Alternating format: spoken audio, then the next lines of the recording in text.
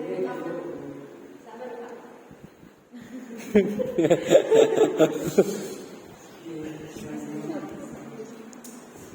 Good afternoon, Pak Maman, and good afternoon, Miss Nene. Good afternoon to all of the audience.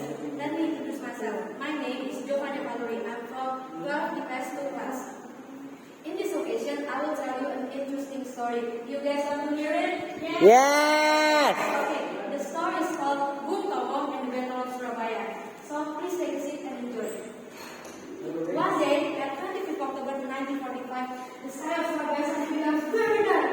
It because the Allied force has landed in Tanjung Perak Port, and they were all led by Brigadier General Melvin. Ha ha ha ha! Finally, we arrived at this place. The place that will make us the richest person in the world, said Melvin. Really, darling? Will become the richest person in the world? Said his wife. Of course, my love. We'll take advantage of this place and take it well, said Melvin. Oh my God! Oh, you're so smart, my husband. How about we start to begin our plan? Said his wife. Of course, that's a great idea, said Melvin. So Melvin said to all of his troops, "Attention to all of my troops. Today we are going to colonize the city of Surabaya, and we will take their wealth. And please make sure don't give them mercy," said Melvin. So no longer after that, Melvin presence was known by all of the people in Surabaya, and the news was spread to all of the radio, including Bung Tomo. So Bung Tomo, the one who heard that news, becomes very angry, and he wants to do something about it, and he can just stay quiet. So he said, "Outrageous! I should do something about this. The independence of this country must be kept," said Bung Tomo. So he really rushed to all of the people in Surabaya, and all of the Surabaya, and he, especially young guys, and he wanted to invite them to make a strategy against the Allied force. He said, "Hey, people of Surabaya, we should never give up to chase the Allied force from our country, and we should keep the independence. And also, we cannot be afraid because God is always with us." Said Bung Tomo to encourage all of the people in Surabaya and to give them spirit. After the following night, the battle has begun, and the battle ran really great because they succeeded to take the final object of the Surabaya city again. And besides, they could just catch to hostage the leader of the Allied force, known as Melvin. Knowing about that, Sukarno, President of Indonesia at that time, suddenly came to Surabaya. He commanded to all of the people in Surabaya to end the battle. But when he returns to Jakarta, the battle occurred again. And moreover, Melvin was killed in front of the International building. And the worst part is, no one knows who killed him. So this situation made the commander of the Allied force really angry. He wanted to catch and arrest all of the people of Surabaya, and he wanted to torture them. So he bring all tanks, troops, and military, and on November 10, he gave an ultimatum to Surabaya people. "Pay attention to all of the Surabaya people. Hand down your weapon and be surrender. If you don't want to obey us, we will take you from land, sea, and air, and you will all die." Ha ha ha ha!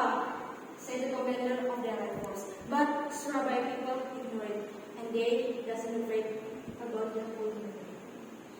Knowing about the ultimatum, Bung Tomo was really angry, so he immediately rushed to all the people in Surabaya, and he wanted to burn the spirit of the Surabaya fighter with his speech.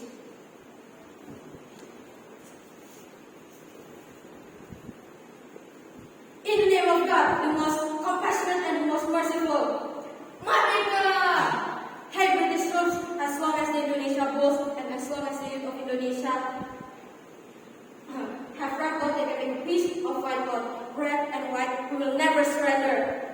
Hey, comrades, and hey, all the people of Surabaya, be prepared. This situation is critical. However, let me remind you once more: do not open fire they first, because until they fire at us. Because, however, we have to tell them that all that we wanted is just a freedom, and we rather be destroyed and devastated than have no freedom, because our motto remains freedom or death.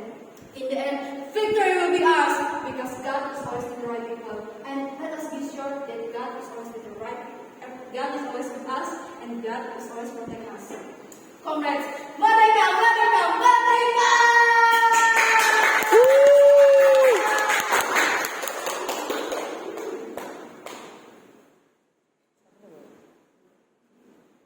So 20,000 of Indonesia troops and 100,000 of Surabaya fighters are defending the Surabaya city.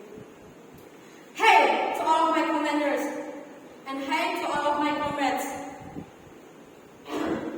we should never give up, and also, sorry miss, give me time.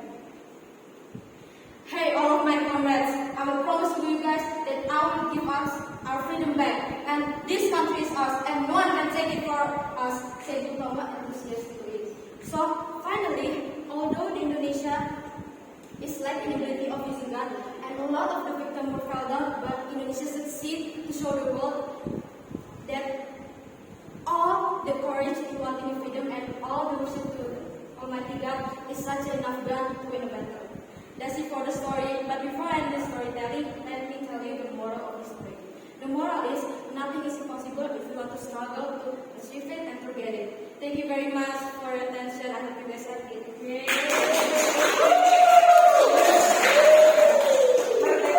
Merdeka!